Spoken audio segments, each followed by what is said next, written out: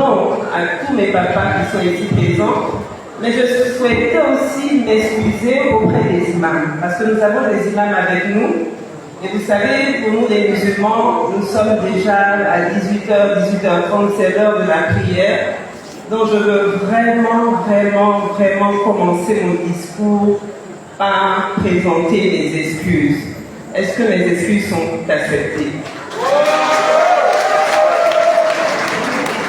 Donc je vais commencer.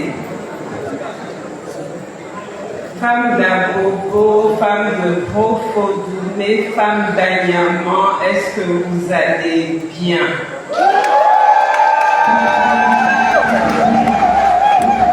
Moi, chez moi, quand je dis est-ce que vous allez bien, j'attends oui ou non. Est-ce que vous allez bien?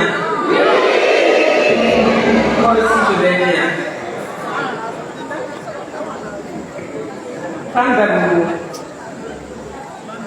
vous qui avez tant souffert, tant pleuré, je suis venue vous délivrer un message d'espoir du président Laurent Gbagbo.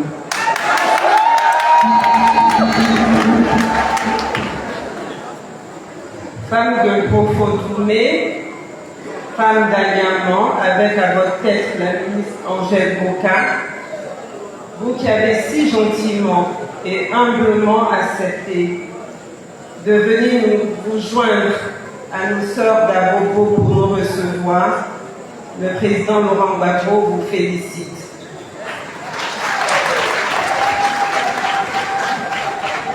Vous m'avez dit tout à l'heure que vous allez bien. Le président Laurent Gbagbo aussi va bien par la grâce de Dieu.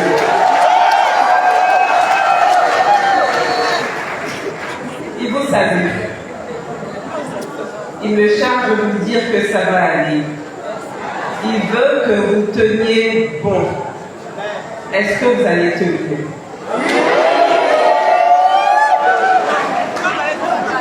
Bon. Bientôt, il vous le dira lui-même. Il vous posera lui-même la question de vive voix parce qu'il a prévu parler aux populations d'Abidjan dans le cadre de sa tournée Corps. Préparez-vous donc à le recevoir quand il viendra chez vous et qu'il dira Corps. Vous avez dit qui est là? C'est le président. Corps. Autorité coutumière, vous sans qui nos traditions ne sont rien et qui ouvrait le chemin quand nous rentrons dans un village. Autorité religieuse, vous qui nous rappelez au quotidien la présence de Dieu, et cela nous rassure par la même occasion. Honorable personnalité du PPAC, vous qui êtes les collaborateurs du président, votre présence à mes côtés m'honore. Monsieur Mongolé dit, camarades fédérales, camarades fédéraux, militants, vous dont le président Laurent Gbagbo est le soldat, j'ai un message pour vous. Le président Laurent Gbagbo nous demande de croire en nous et de croire en des lendemains meilleurs. Moi, personnellement, malgré les épreuves, je n'ai jamais perdu l'espoir.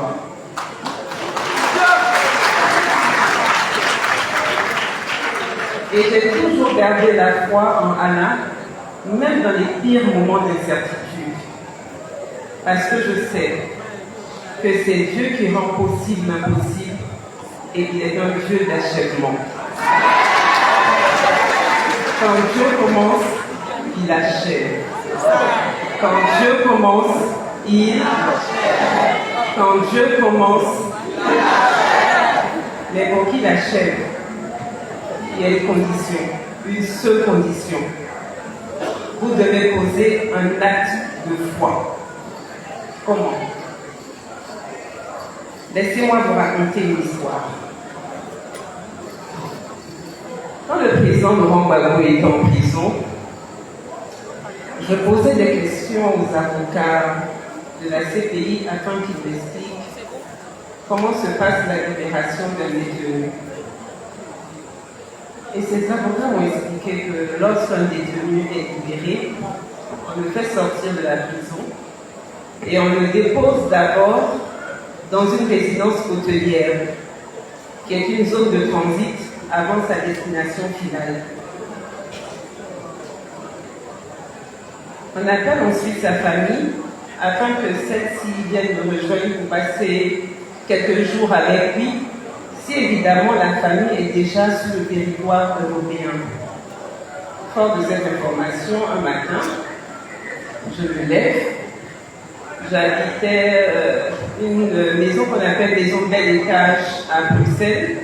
Donc il y a mon dressing qui était juste au-dessus de ma chambre, donc je monte, je prends ma valise roulée et je range mes vêtements, mes chaussures, mes brosses à dents, tout le nécessaire pour un voyage.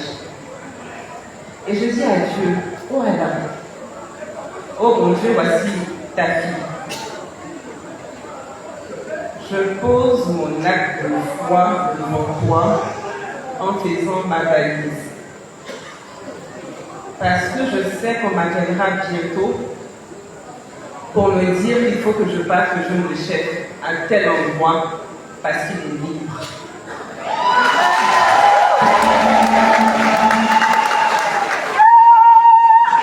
Et j'ai dit à mon fils, fais ta valise parce qu'on nous appellera un jour pour dire il faut qu'on parte. Il dit à un moment, je ne vais pas faire ma valise, il faut laisser. Parce qu'il ne croyait pas que vous prenez un peu pour vous évaporer. Je dis bon, d'accord, pas de problème. Moi, j'ai fait ma valise, j'ai gardé le collier. À chaque fois que je monte dans mon dressing, et voilà, je vais te soulever un jour pour partir. Voilà, ça va partir. Et puis le vendredi 1er février 2019, on m'appelle, on me dit bravo, les hommes bravo, on me dit, donc je soulève ma valise, et mon fils dit, attends, je ne vais pas t'attendre, tu viendras sans le bagage. Et puis moi j'ai pris ma valise roulée, j'ai mis dans la voiture, et j'avais posé mon acte de foi qui m'a sauvé. Parce que Dieu aime qu'on pose toujours un acte de foi. Mesdames, je vous le dis aujourd'hui, posez votre acte de foi. Mais comment? Inscrivez-vous sur la liste électorale. La date a été prorogée d'une semaine. Vous avez encore quelques jours pour poser votre acte de foi. Moi, je suis allée vérifier mon inscription sur la liste électorale. J'ai posé mon acte de foi pour 2025.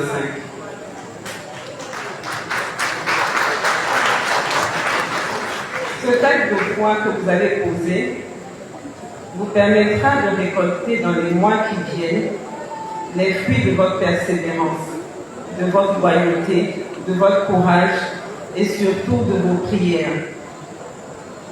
Vous vous êtes tellement battus qu'il est temps que vous bénéficiez du fruit de vos labeurs. Et au soir d'octobre 2025, si Dieu le veut, si évidemment Dieu le veut, on ne va pas être prétentieux, si Dieu le veut, nous chanterons gaiement et fièrement notre hymne national que je vous demande de m'aider à chanter dès cet instant. Nous allons nous lever, nous allons chanter notre hymne national.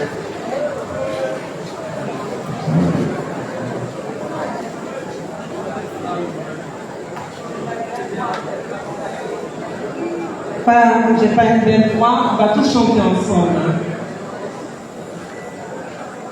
Salut au terme de l'espérance, pays de l'hospitalité,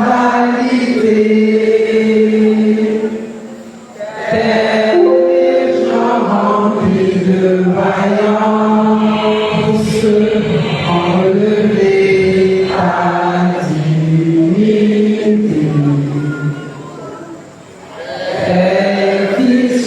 Le corps d'ivoire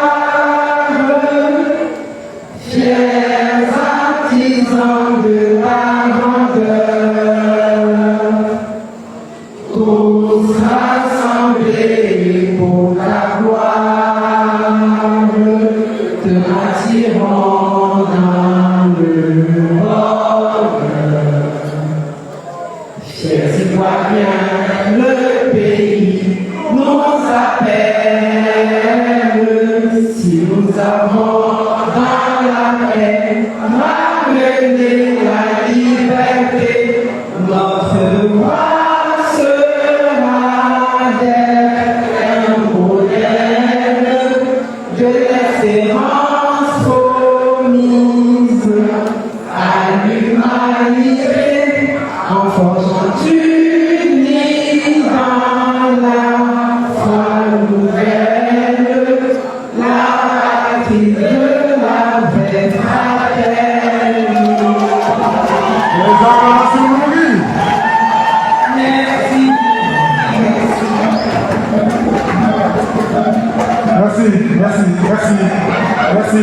Merci, chers parents, merci.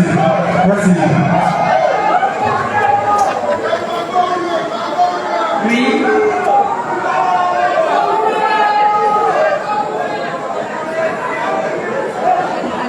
Oui. La patrie de la vraie fraternité. La patrie de la vraie fraternité.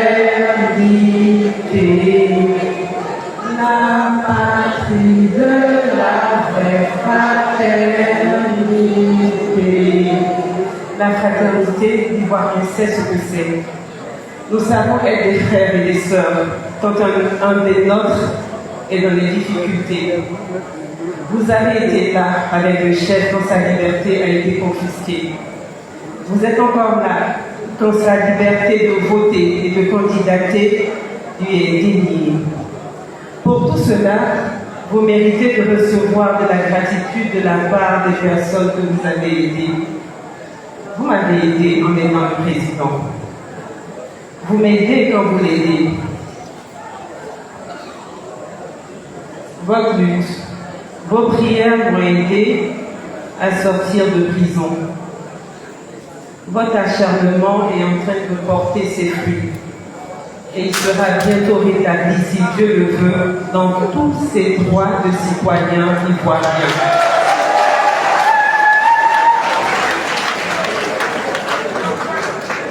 Pour le moment, le président Laurent Gbagbo n'est plus enfermé en 4 murs. Il est un homme libre. Libre de ses mouvements, libre de ses pensées, libre pour nous. Sa liberté que vous avez aidé à retrouver m'a rendu libre. C'est pour cette raison, mesdames, que je me trouve ici. Je suis venue vous exprimer ma reconnaissance infinie. Dieu a permis que ce soit aujourd'hui que je le fasse, parce qu'il est le maître du temps et des circonstances. Il est le temps, comme le président Laurent Gbagbo aime à le dire. Merci mes mamans, merci mes sœurs, merci mes filles, merci infiniment, merci du tout au fond de mon cœur. Quand je vous dis merci, vous comprenez aisément que c'est aussi le président Laurent Gbagbo qui vous dit merci.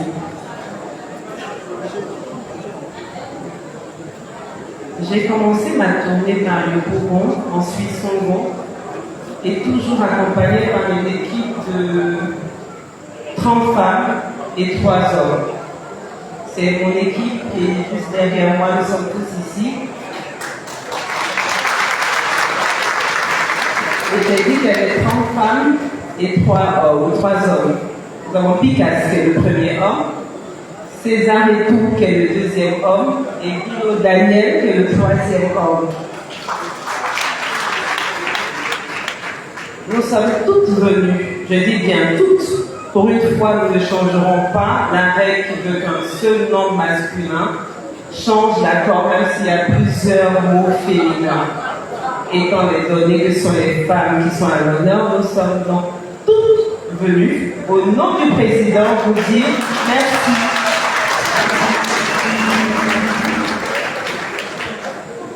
Ouais. Mesdames, merci pour tout ce que vous avez été pour le président. Merci pour tout ce que vous êtes pour lui. Et merci pour tout ce que vous serez encore pour lui.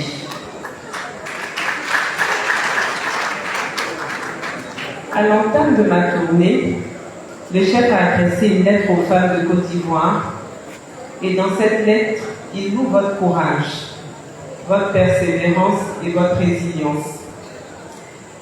Il vous dit combien de fois il est fier de vous et il vous a remercié avec des mots joliment choisis. Je remettrai tout à l'heure sa lettre de gratitude à une maman Gbagbo comme il l'a recommandé, mais comme nous avons les femmes d'Anyama, d'Abobo et de Profodoumé, donc je remettrai sa lettre de gratitude à une maman Gbagbo d'Abobo, à une maman Gbagbo de Profodoumé et à une maman Gbagbo d'Anyama. À Yopougon et à Songon, j'ai lu son message.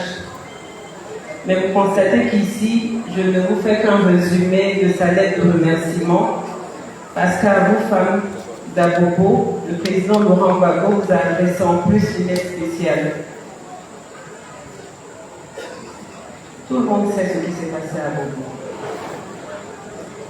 Les partisans du président Laurent Gbagbo ont aussi souffert de martyre en 2011. Et personne n'en a parlé parce qu'il n'était pas dans le bon camp. En plus donc de remerciements, nous sommes venus vous consoler, mes sœurs, et demander à Dieu d'apaiser votre cœur. Nous vous disons Yako, Yako, Yako maman, Yako. Et moi personnellement, je peux vous dire que nous vous aimons avec tout notre cœur. Et moi qui suis toujours avec le président, les seules fois où je n'ai pu vraiment couler des larmes, c'est pour la population ivoirienne. Sinon, je n'ai jamais vu couler beaucoup de choses. Et donc, je peux vous certifier que le président vous aime et vous aurez l'occasion de vous en rendre compte tout à l'heure quand je vous lirai sa lettre. Mais avant de vous délivrer la teneur du message du président Laurent Gbagbo, je souhaiterais demander à deux hommes dans la salle, un musulman et un chrétien, puisque nous sommes dans un état laïque, de bien vouloir faire des bénédictions pour vous, les femmes d'Abobo qui avez tant souffert, pour toutes les femmes de Côte d'Ivoire, et évidemment, je ne vais pas oublier mon mari, pour le président Laurent Gbagbo. Comme je l'ai dit tout à l'heure, nous avons des religieux avec nous, nous avons des imams, des pasteurs. Donc, je vais demander humblement à un imam et à un pasteur. Tout à l'heure, j'avais demandé à M. Savané, comme on a un imam avec nous et un pasteur, donc je vais demander à l'imam Touré et le pasteur Tawa, qui ont bien accepté de faire la prière, de m'aider à faire monter ma prière, afin que Dieu apaise le cœur de nos sœurs, de nos mamans et de nos filles, et que Dieu dispose leur cœur au pardon, parce que ce n'est pas facile. Que Dieu bénisse aussi notre chef, afin qu'il puisse accomplir sa mission dans la paix. Donc nous allons peut-être nous lever, ça je vais laisser l'imam, le pasteur décider. César, j'ai le micro, je vais... C'est bon? D'accord. Ok. Ok. Pour vous dire d'abord, madame, je suis pour Laurent Gbagbo et je suis avec lui toujours. Et jusqu'à ma mort, je suis avec Laurent.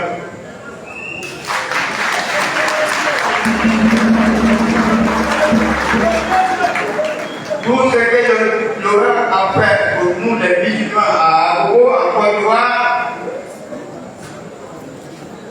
on ne peut pas compter. Pour le président, combien de fois il nous a fait partir à la mer. Et Laurent est là. Il est là en 2025. Il est toujours le président de la Côte d'Ivoire.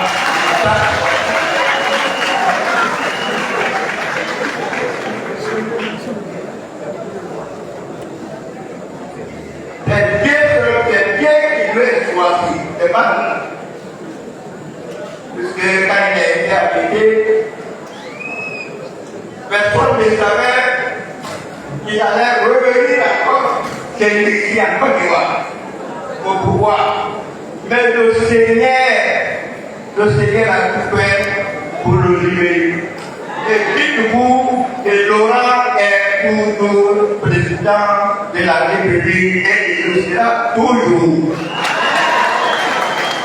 Je prie beaucoup, surtout nos sœurs, nos parents qui ont répondu l'appel de la première dame. Moi je l'appelle déjà la première dame parce que elle, son mari est déjà là. Nati Baba, moi je suis qui m'a couru. Je prie beaucoup pour vous. Je prie pour nos sœurs, des longévités, moins de problèmes, beaucoup de bonheur. Que le Seigneur veille sur vous et qu'il y ait la paix chez nous en Côte d'Ivoire et qu'il y ait la paix. Et avec cela, c'est de l'honneur. C'est tout ce que je voulais dire, parce que Baba est ma petite fille. Baba est ma petite fille. Ce qui est entre vous et les Baba, tout est en connaît. Et du mari là, merci madame, que le Seigneur te protège, que vraiment Laurent reste pour nous encore au pouvoir et que tu sois la première dame en Côte d'Ivoire. Merci beaucoup.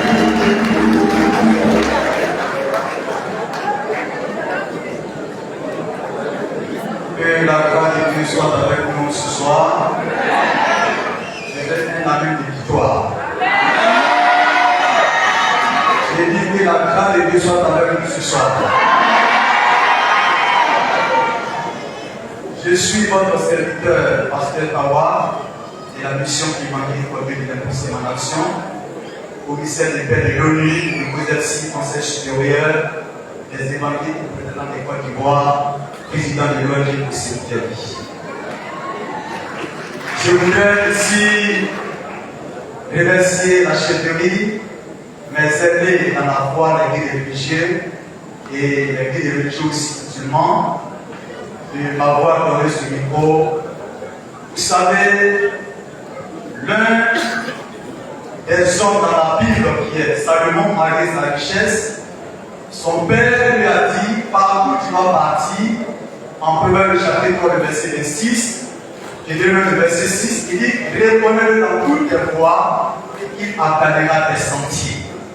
Donc la reconnaissance à Dieu est un don et la mémoire du cœur. Donc notre maman est venue reconnaître la grâce de Dieu. C'est pourquoi pour ce que Dieu a libéré notre papa, de par vos prières et même de par vos jeûnes, ensemble, par un acte de reconnaissance, nous allons nous lever et acclamer ce grand Dieu qui a libéré Laurent Gbagbo. Acclamons le Seigneur pour la vie, voilà, de cet homme. Acclamons le Seigneur pour la vie de tous ces hommes. Alléluia. Merci également à Mangolé qui ne cesse vraiment d'honorer les hommes de Dieu partout où il va, même pendant l'élection de la municipalité, il nous a toujours sollicité. Acclamons très fort le Seigneur pour ce grand homme. Merci, Père général. Vraiment, nous étions au terrain de Gerbino. J'ai écouté vraiment vos messages et la grâce de Dieu soit avec vous. Sans plus tarder, nous allons nous lever et je vais prier au nom de Yeshua HaMashiach.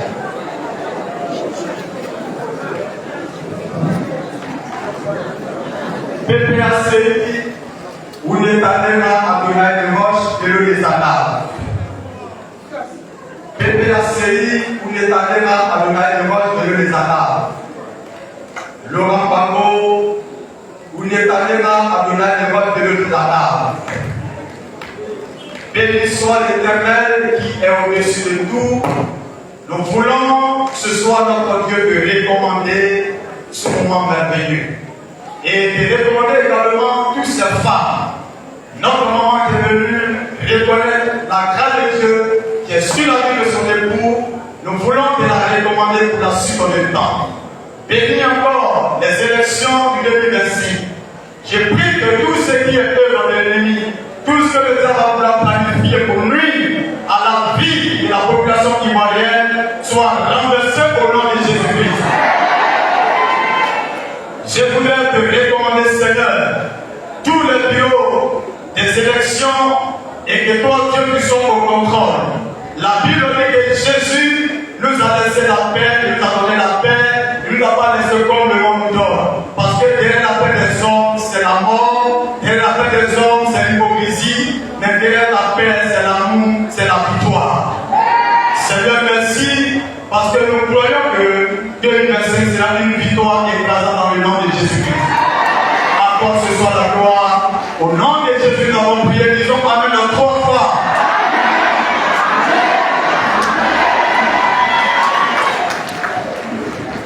Merci. Merci aux hommes de Dieu, à l'imam Touré et au prophète. Merci beaucoup.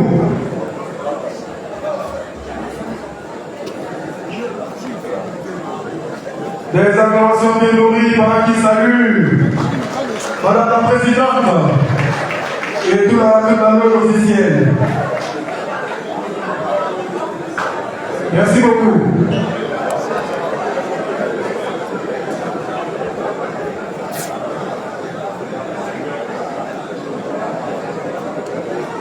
Merci aux hommes de Dieu. Merci beaucoup.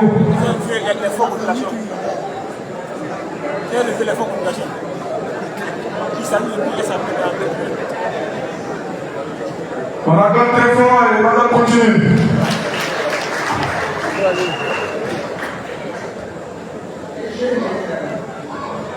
Tout à l'heure, je parlais, j'entendais votre voix.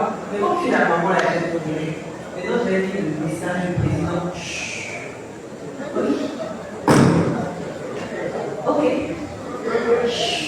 Ok. Je vais recommencer. On ne parle plus.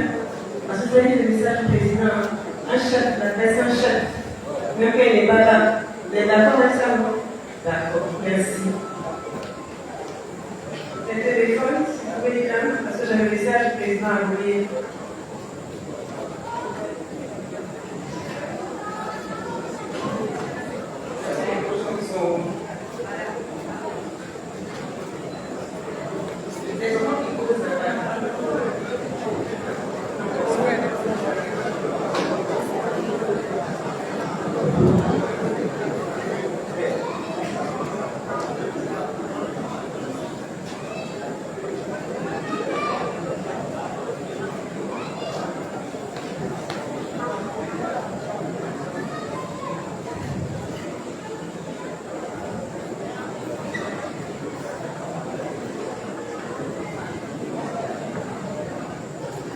Adresse aux femmes d'Abongo.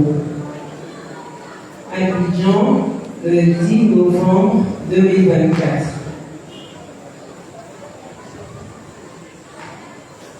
Mes chères sœurs, mes chères filles, dans le cadre de la tournée de remerciements, j'ai demandé que l'on vienne ici à Bobo, c'est important. Il est important pour moi de vous parler vrai, de vous parler juste, de vous parler avec mon cœur. Je vous le devais, je vous le dois. Je vous le dois car je sais que votre douleur va bien au-delà des mots de reconnaissance. Il me fallait aussi parler de la souffrance, de ces blessures profondes qui marquent encore cette commune, votre commune qui a tant enduré. C'est vrai, toute la Côte d'Ivoire a souffert de la guerre. Mais ce n'est pas toutes les communes qui ont dû survivre au commando invisible. Mes pensées émues vont notamment vers les victimes du village d'Anoko à côté. Je suis conscient des épreuves que vous avez traversées. J'ai conscience de la souffrance et des traumatismes qui marquent encore vos cœurs et les nôtres. vous avez perdu des proches. Des vies innocentes ont été emportées. Et vous avez dû endurer les horreurs de cette guerre qui a laissé des cicatrices profondes à Abobo. Vous avez affronté des épreuves que nul ne devrait porter. Mais malgré tout, vous êtes là, avec une force qui dépasse l'entendement. Vous êtes ici, debout, avec une dignité qui force le respect.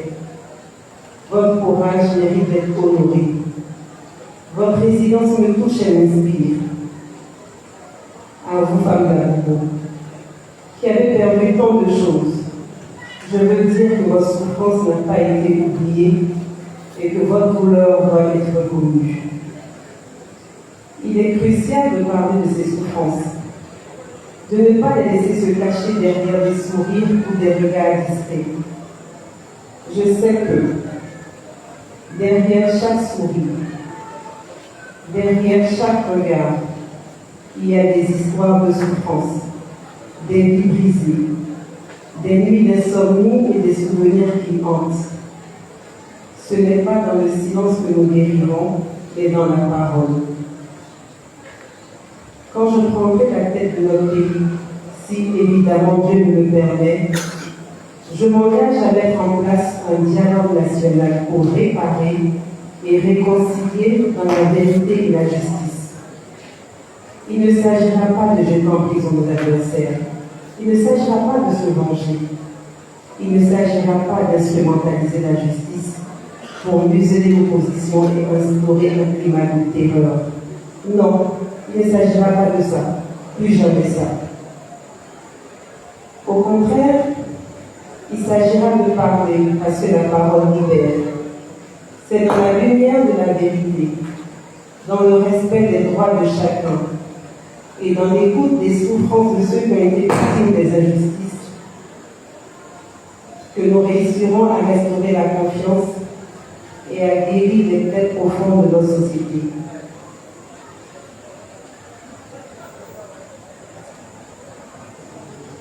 La réconciliation ne se fera pas en effaçant le passé, mais en le regardant en face, avec courage et dignité. C'est pourquoi le dialogue que je souhaite mettre en place sera un espace où chacun pourra exprimer ses souffrances, où la vérité pourra être dite sans crainte, et où la réconciliation pourra se faire sur des bases solides et justes. Ce n'est pas seulement une promesse, mais un engagement sincère de ma part. Il est impératif que nous réparions ensemble les plaies de notre histoire pour que chacun puisse enfin se reconstruire dans la paix. Aujourd'hui, je veux que vous sachiez que cette quête de vérité est essentielle pour moi.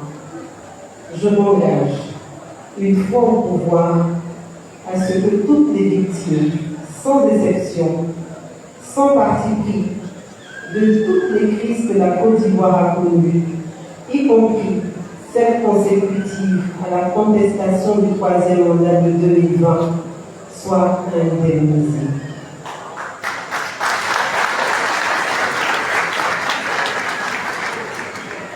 À vous, femmes ivoiriennes, je vous demande de continuer à porter cet espoir, de croire en la réconciliation.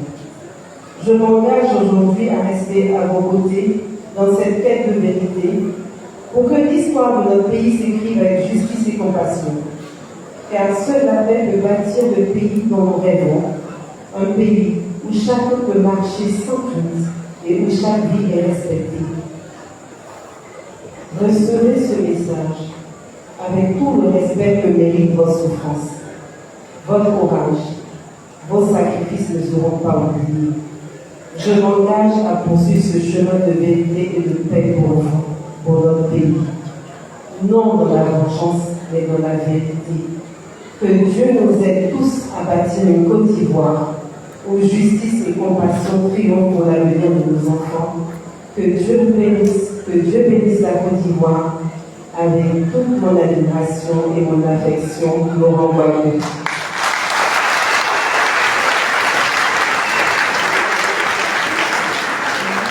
Vous venez d'écouter ici l'allocution de Nadi Gbagbo, l'épouse du président Laurent Gbagbo, depuis Abobo. Le président Laurent Gbagbo est en train de préparer son terrain de manière minutieuse. Pour mieux préparer son terrain, qu'est-ce qu'il faut? On envoie d'abord la personne qui nous est le plus proche. Et cette personne ne peut qu'être notre femme. Avec sa douce voix, avec sa manière de faire, nous ne sommes donc pas surpris de voir que notre boss aujourd'hui se porte très bien et il est au repos, préparant le véritable combat physique qui approche. Vous savez qu'on ne va pas se mentir, il a pris de l'âge. Et donc, ce n'est plus ce jeune-là qui pouvait courir partout. Il a besoin de se requinquer, de se ressourcer. Et quand il se lève pour le combat, c'est un combat réel. Le président Laurent Gbagbo vient donc en puissance et il va sortir bouler. Ça ne va pas... En fait, vous n'êtes même pas prêt pour ce qui va se passer. Il faut savoir qu'avant l'arrivée des élections, il y a toujours ce qu'on appelle c'est-à-dire un moment de temps mort. Vous avez l'impression que le peuple est fébrile, que le peuple n'a pas envie de se mobiliser. Et puis, il y aura l'approche des élections réellement. En ce moment, vous pouvez ne plus reconnaître votre peuple. Donc, ne jugez pas le peuple ivoirien aujourd'hui. Ne jugez pas cette jeunesse aujourd'hui. Chaque combat a son temps. Vous voulez quoi réellement? Vous voulez qu'aujourd'hui, toute l'opposition, ou alors le PPACI, se mette directement en rang de combat, envoie directement ses militants dans des rues pour aller manifester, pour que Ouattara les arrête tout de suite à un an d'élection présidentielle et qu'on commence à se battre pour les libérer alors que les élections arrivent. Non. Politiquement, le PPACI est mieux garni. Ils sont bien fournis. Le moment arrive où les mobilisations et les manifestations seront, c'est-à-dire impératifs. Et en ce moment-là, il n'y aura plus d'autre choix que d'y aller sans s'arrêter. Le moment arrive. Donc, Alassane Ouattara, c'est ce qui va se passer. Moi, je ne sais même pas s'il sera candidat. Parce qu'en termes de santé, il n'est pas en santé. En termes de remplaçant, il n'en a pas aussi. C'est-à-dire, ce qui signifie qu'il a échoué puisqu'il n'a pas de remplaçant. Mais une chose est sûre, après le passage de Nadi Barbo aujourd'hui, et vu qu'elle est en train de faire cette tournée, elle est passée par Abobo, par Songo aujourd'hui à Abo, elle est passée par Yopougon, par Songo aujourd'hui à Abobo, et ainsi de suite, elle va continuer dans toute la Côte d'Ivoire pour remercier toutes ces femmes-là, toutes ces mamans-là qui sont sorties pour se mobiliser autour du président Laurent Gbagbo en disant Barbo ou rien. Il faut donc qu'elle aille remercier ces gens-là, mais aussi elle a dit que le président Laurent Gbagbo arrive chez vous pour une grande tournée générale dans tout Abidjan. Il faut préparer la jeunesse d'Abidjan. Barbo doit être sur la liste électorale. Les élections de 2025 doivent être transparentes, acceptées de tous. Il ne faut pas qu'il y ait mort d'homme. Alassane Ouattara doit faire du bon boulot. Mais tout a déjà mal commencé. Voilà pourquoi je vous dis que les manifestations sont inéluctables. Mais c'est à quel moment et à quel prix? On ne peut pas faire les choses n'importe comment. Ou alors, comme Ouattara souhaite. Parce que Ouattara, parce que quand il arrête une personne, il met en prison, tout de suite, nous on commence à faire les manifestations. Mais non. Parce que quand Ouattara arrête une personne pour l'envoyer en prison, c'est aussi une tentation. Il tente l'opposition. Mais si l'opposition sort tout de suite là pour réagir, l'opposition va échouer. Alors il faut aller doucement. Mais chaque pas qui est posé nous rapproche de la fin du combat, donc du meilleur résultat. Si le président Gbagbo est rentré, c'est que le bon Dieu avait un plan pour lui. Donc attendons. Nous félicitons déjà ici là la première dame, alors la future première dame, Nadi Barbo. Nous lui disons vraiment merci pour les mobilisations qu'elle est en train de faire, pour les sorties qu'elle est en train de faire. Ça nous prouve clairement que le président aujourd'hui a une femme qui se bat à ses côtés. Et ça, nous sommes très heureux. Je souhaite du plus profond de mon cœur que cette tournée-là arrive loin à Korogo, dans tout le Grand Nord, pour qu'on puisse au moins parler à nos frères du Nord. Et je sais que notre maman a déjà ça en programme et que c'est quelque chose que nous allons certainement voir les jours à venir ou les semaines à venir. La team, dites-moi si vous savez plus sur ce genre d'informations et on se voit pour une autre vidéo.